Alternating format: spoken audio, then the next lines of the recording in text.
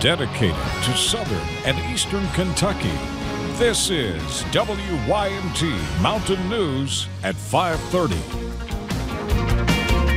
Good evening, I'm Steve Hensley. Dangerous wind chills are expected tonight, and some schools have already closed for tomorrow.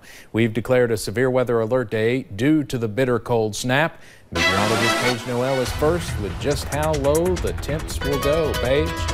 Yeah, Steve, you really said it best. Those temperatures really falling as we head into the overnight hours. We had that first cold front come through this morning, though, bringing snow, and then we're going to have another cold front coming through, bringing us those colder temperatures. You can see here on our UVA-wise camera the snow that they saw a little bit earlier this morning. They saw those clouds breaking, though, seeing mostly clear skies, though, as they head into the overnight hours. Now, satellite and radar shows the snow that moved through the area, mainly to the east of us. Still hung on to some flurries as we head into those afternoon hours. You can see the skies are starting to clear just a little bit as we head into the evening hours as well. Now, temperatures, they're pretty chilly into those low to some spots into those mid-20s, and those are really going to continue to stay right near there before we see that cold front come in a little bit later tonight and knock us down. We're going to expect right around 13 by the time we get into those overnight hours, with single-digit wind chills near zero, winds out of the west 5 to 10 miles per hour, definitely making it feel super chilly outside. So you're going to want to remember these few cold weather tips over the next couple of days. Make sure to keep those space heaters on level surfaces. Be careful with them. Wear plenty of clothing if you do go outside, but really it's best to stay indoors if you don't have to be outside. Steve. All right, thank you very much, Paige. Well, it's something we all count on, but rarely think of the sacrifices behind it. The mail has to be delivered regardless of the weather. A Central Kentucky mail carrier says despite the cold, safety always comes first. WYMT's Phil Pendleton talks with a carrier in Stanford about how he braves this extreme weather.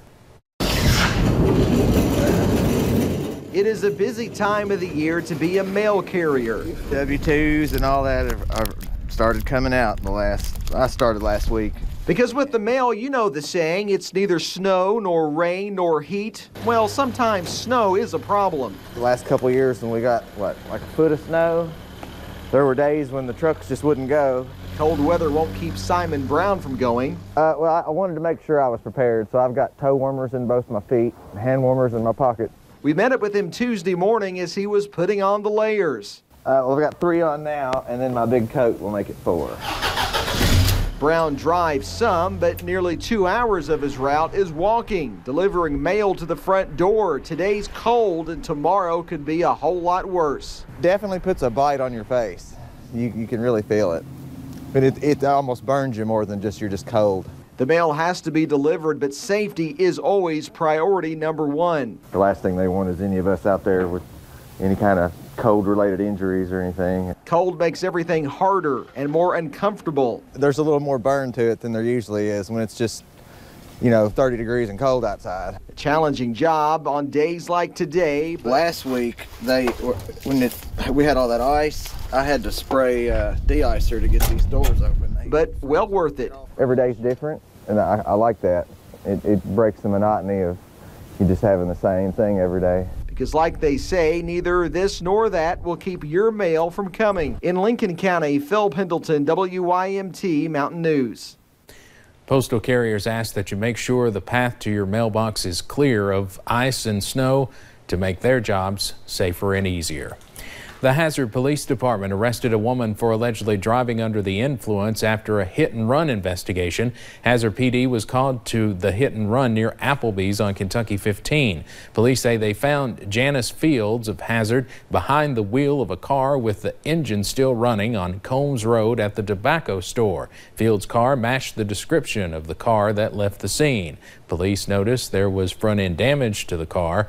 After Fields' sobriety test, police say officers found pills and marijuana. Fields was charged with possession of a controlled substance, trafficking marijuana less than 8 ounces, DUI, and various other drug charges. Court proceedings can take a while. For people who have been taken to court and are facing non-violent drug charges, the process can be agonizing. A new grant is looking to speed up that process in Perry County and in turn, hopefully turn some lives around. WYMT's Will Puckett has more on the Rocket Docket program. The criminal justice system has a clock of its own. It helps people get into drug court faster, treatment faster. It helps us save time and resources for the court system. Scott Blair took over as Commonwealth's attorney for Perry County in 2019 and is already making changes to the way the office works. I campaigned on new vision, new direction, and I wanted to kind of think out of the box. Outside the box he went, talking with other Commonwealth's attorneys, hoping to free up county dollars. Rocket Docket is not a way of letting people off easily or trying to push things through fast. What it is a $32,000 grant to speed up the process to keep nonviolent drug offenders out of jail. The jail is one of the biggest costs that we have. Addiction is one of the biggest drivers of that cost, and the jail is not the answer for addiction. That is why Judge Executive Scott Alexander and the fiscal court threw in $15 grand of their own, hoping to save a lot more money in the long run. New ideals are very important in every office. We have to think outside of the box if we want to get out of this box. But most importantly, saving lives in the process. In Perry County, Will Puckett, WYMT Mountain News.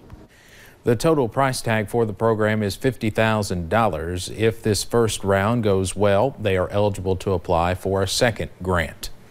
U.S. senators grill top national security officials on worldwide threats. Maine Senator Susan Collins used her time today to raise concerns about the potential for future threats from Syria if the U.S. proceeds with plans to pull its forces out. She also raised concerns about lifting sanctions on a Russian businessman with tight ties to President Vladimir Putin. But Collins says the greatest threat to our country is one many Americans face every day: misinformation campaigns launched by Russian cyber operatives. Be very leery about what you see on the internet. Check it out. Don't assume that because you read it online that it is true. Collins says Russia is not the only country that poses a significant cyber threat to Americans. If you own a Huawei or ZTE cell phone, lawmakers and intelligence analysts warn your data could be stolen by the Chinese. Coming up on Mountain News at 5:30, ready for the Super Bowl? Fans of the LA Rams and New England Patriots have already arrived in Atlanta ahead of Sunday's kickoff. And in our Money Watch report, Apple announces a fix designed to put a stop to unwanted eavesdropping.